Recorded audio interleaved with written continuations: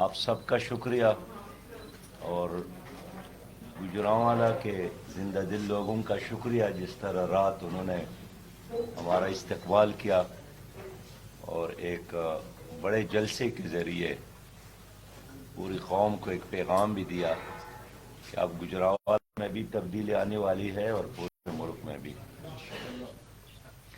بہت ہی پیارے بھائیوں، پاکستان ہم سب کا ہے اور یہ ہمارا گھر ہے۔ اگر اس گھر میں خوشحالی ہو، اس گھر میں روشنی ہو، اس گھر میں امن ہو، اس گھر میں لوگوں کے لیے رزق حلال کے دروازے کھلے ہو تو ہم بھی خوش ہوں گے اور اس گھر میں رہنے والے 23 کروڑ عوام بھی خوش ہوں گے۔ لیکن اگر اس گھر ہی میں فساد ہو اور گھر میں آگ لگی ہو اور گھر میں اندھیرے ہو، غربت ہو، مہنگائی ہو، بے روزگاری ہو اور سب لوگ آپس میں دست گریبان ہو تو جو کونے میں بیٹھا ہے وہ بھی جل جائے گا، جو دروازے پہ کھڑا ہے وہ بھی جل جائے گا۔ اس لیے عقل کا یہی تقاضا ہے کہ اگر گھر میں آگ لگی ہو تو پھر آنکھوں میں سرما لگانا، کپڑے استری کرنا اور خوشبو کے لیے جستجو کرنے کی بجائے پہلا کام یہ ہے کہ آگ کو بجھانے کا انتظام کرے۔ اس وقت آگ بالکل لگی ہے، بدامنی ایک طرف، معاشی بدحالی دوسرے طرف، اور اس سے بھی آگے خراب بات یہ ہے کہ جن لوگوں کو ہم نے گھر کا چوکیدار بنایا ہے اور لیڈ کر رہا ہے ان کو احساس بھی نہیں ہے کہ گھر کے اندر کیا کچھ ہو رہا ہے۔ ایک چینی فلاسفر ہے کنفیوشس، اس سے کسی نے پوچھا کہ اگر ایک قوم کے پاس معیشت ہو اور انصاف ہو اور دفاع ہو اور مجبور ہو جائے کہ ان میں سے کوئی ایک چیز کو چھوڑنا پڑے تو سب سے پہلے کون سی چیز کی قربانی دے؟ اس نے کہا کہ دفاع کو چھوڑے۔ تو پھر کسی نے سوال کیا کہ اگر باقی انصاف اور معیشت میں سے ایک کو چھوڑنا پڑے تو اس نے کہا کہ پھر معیشت کو چھوڑے۔ تو لوگوں نے پوچھا کہ یہ کیسی بات ہوئی کہ اگر ایک ملک کا دفاع نہ ہو اور ایک ملک کی معیشت ختم ہو جائے تو کیسا رہ سکتا ہے؟ انہوں نے کہا کہ نہیں، اگر اس ملک میں انصاف ہو تو یہی لوگ پھر پیٹ پر پتھر باندھ کر ملک کا دفاع بھی کریں گے اور پھر آپس میں مل جل کر معیشت کو بھی بہتر بنائیں گے۔ لیکن اگر انصاف ہی ختم ہو جائے تو پھر اس ملک کا، اس قوم کی تباہی یقینی ہے۔ آج آپ کے ملک میں معیشت بھی خراب ہو گئی ہے اور دفاع کے بارے میں آپ جانتے ہیں کہ کبھی پشاور میں اور کبھی بلوچستان میں روز لاشیں گرتی ہیں، مساجد بھی محفوظ نہیں ہے، اور اس سے بھی آگے بات یہ ہے کہ ہمارے اداروں پر لوگوں کا اعتماد ختم ہوا، نہ عدلیہ پر لوگوں کا اعتماد رہا، نہ احتساب کے اداروں پر لوگوں کا اعتماد رہا، جو سیکیورٹی کے ادارے ہیں نہ اس پر لوگوں کا اعتماد رہا، نہ سیاسی قیادت پر اعتماد رہا، اور اس وقت ایک افراتفری ہے اور اندھیر نگری ہے اور چوپٹ راج ہے۔ تو اس حالت میں پریس کانفرنس کی بجائے آپ سے شیئر کرنا چاہتا ہوں کہ کرنا کیا چاہیے۔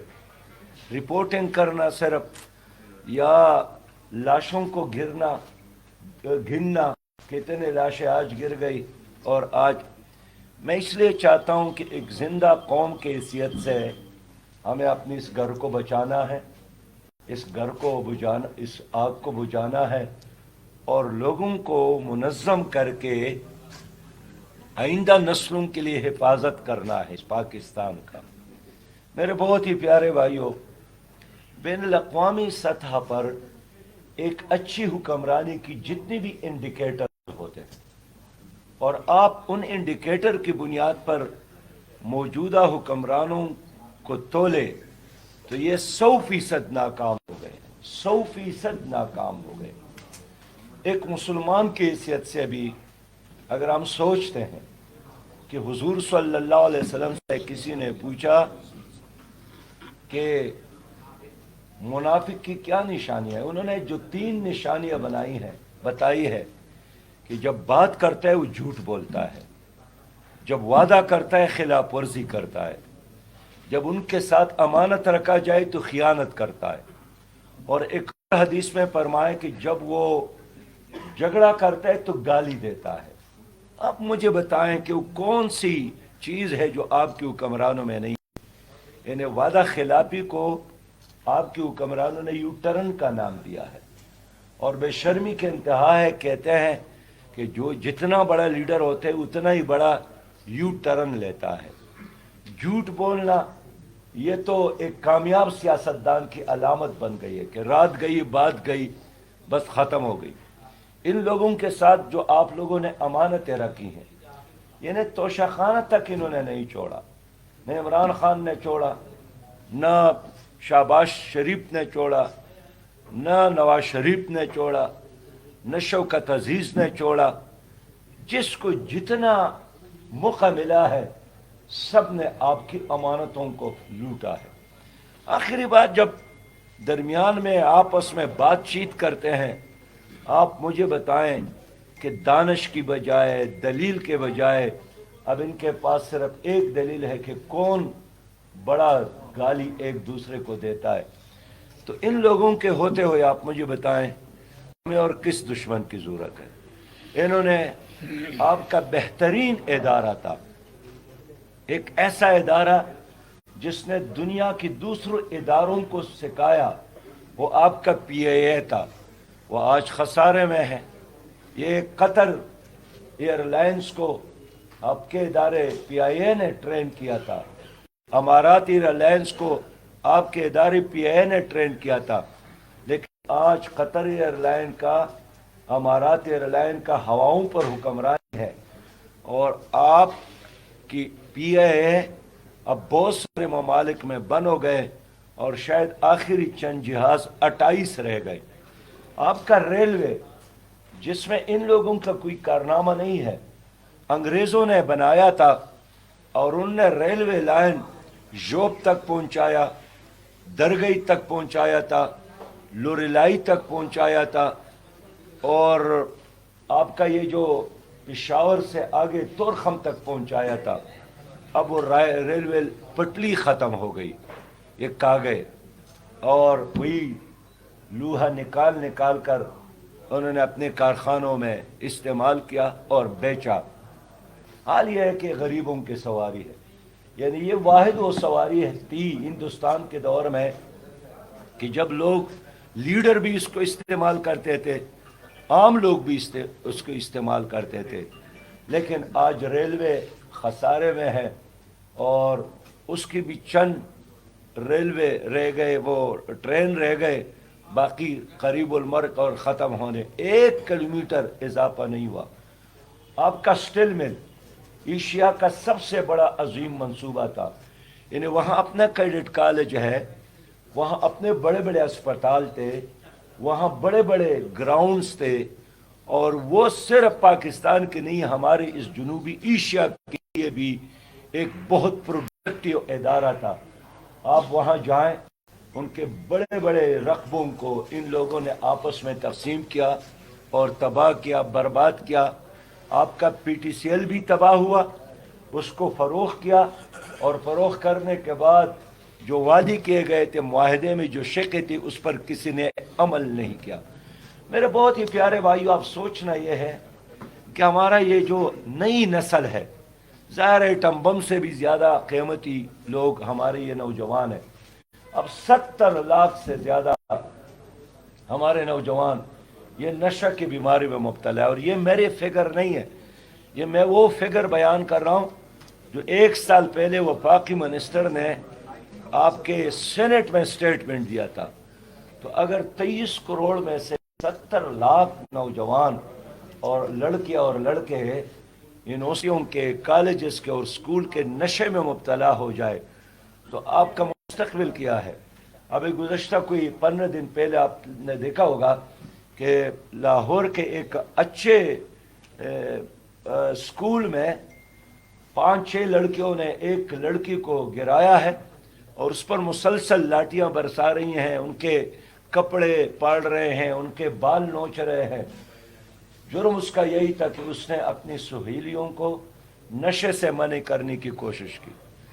तो आप बताएं ना, ये आपके बच्चियां नहीं हैं, ये आपके भाई नहीं हैं। गुज़श्ता अरसे में 70 लाख से ज़्यादा लोग बेरोज़गार हो गए और इस वक्त भी सनती यूनिट बन हो रहे हैं, कारखाने बन हो रहे हैं। हत्ता कि आपके जो तेल है बाहर से, अब उसका आना ख़त्म हुआ है।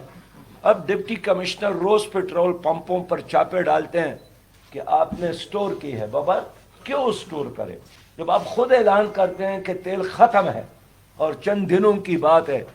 तो फिर तो हर आदमी कोशिश करता है कि कल के लिए कुछ। तो ये आवे का आवा ही बिगड़ गया और इसका ज़िम्मेदार कौन है? कोई ज़िम्मेदारी कबूल करने के लिए तैयार नहीं है। लेकिन आपको याद होगा कि जब पीटीआई की हुकूमत आई तो फिर उन्हें यही बयान दिया कि अभी तो हम मुस्लिम लीग का गन साफ कर रहे हैं। याद है या भूल गए? और अब पीडीएम की हुकूमत आई, अब ये कहते हैं कि अब तो हम पीटीआई का गन साफ कर रहे हैं। लेकिन हकीकत में ये 3 ट्राई का है, ये करप्ट ट्राई का है। ये लैंड माफिया, ड्रग माफिया पर मुश्तमिल माफिया है और यही माफिया इन पर इन्वेस्टमेंट करते हैं और जब हुकूमत आती है तो फिर वो अपने पैसा बनाने में लग जाते हैं। अब देखिए, माजी में और आज भी आटे का क्राइसिस आया, बाद में पता चला वफाकी मिनिस्टर इन्वॉल्व था। दवाई की क्राइसिस आ गई, बाद में पता चला तो वफाकी मिनिस्टर इन्वॉल्व थे। और आज भी जितने क्राइसिस है ये बिल्कुल मसनूई है, वरना पाकिस्तान और आटा नहीं है, ये तो ज़री मुल्क है। यहाँ तो आटे के अलावा और कोई चीज़ नहीं होना। इन हम चाहे तो आटे के पहाड़ बना सकते हैं, इतनी ज़री ज़मीन हमारे साथ है, इतने मेहनत करने वाला काश्तकार हमारे साथ है। लेकिन अब ट्रक आटे का आगे और अवाम उसके पीछे है। तो ये सबूत है कि हमारे ये हुक्मरान पीपल पार्टी, पीडीएम और पीटीआई ये माशी तौर पर भी नाकाम हो गए हैं। इन्होंने इदारों को भी तबाह किया, इन्होंने पूरी कौम को एक बंद गली में ले गए हैं, बंद किया और न आगे जाने का रास्ता है और न पीछे का।